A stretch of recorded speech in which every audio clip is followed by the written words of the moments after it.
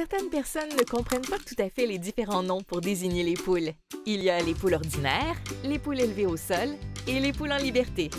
Si j'étais vous, je ne m'en inquiéterais pas beaucoup, parce que toutes les poules de la Nouvelle-Écosse sont élevées de la meilleure façon possible. Ici, dans cette ferme de poules en liberté, les œufs sont éclos dans l'écloserie et y restent pendant une journée. Les poussins passent les 3 semaines suivantes dans la poussinière, jusqu'à ce qu'ils aient toutes leurs plumes. Par la suite, ils vivent dans une grange pour qu'ils y soient en toute sécurité et à l'aise, mais la porte reste ouverte pour leur permettre d'aller à l'extérieur quand ils le souhaitent. On élève dans cette ferme plus de 3000 poules par année. Ces dernières sont également destinées au marché local pour leur viande. J'adore les marchés.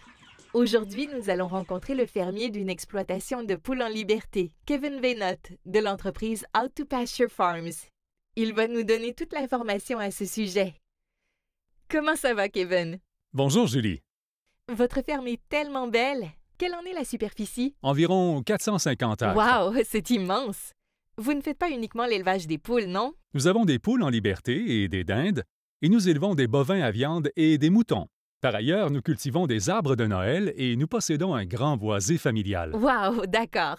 Nous aimerions en savoir davantage sur votre exploitation de poules en liberté. Comment les choses se déroulent-elles dans la vôtre? Nous allons chercher les tout petits poussins dans l'écloserie quand ils ont un jour, et nous les plaçons dans la poussinière, qui est un immeuble chaud, isolé, pour les garder à l'aise et en sécurité. Une fois qu'ils sont âgés de 3 semaines et qu'ils ont toutes leurs plumes, les poussins sont déplacés ici, dans les plus grandes granges, où ils ont accès à de la nourriture pour poules toute la journée, ainsi qu'aux abreuvoirs. Ils peuvent aussi aller dehors, sur l'herbe verte. C'est un peu comme une école secondaire pour les poules, non? Oui, c'est une bonne comparaison. Elles sont donc souvent dehors.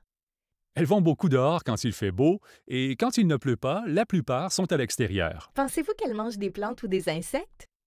Elles aiment l'herbe et toutes sortes de petites bestioles effrayantes. Quel genre d'insectes mangent-elles?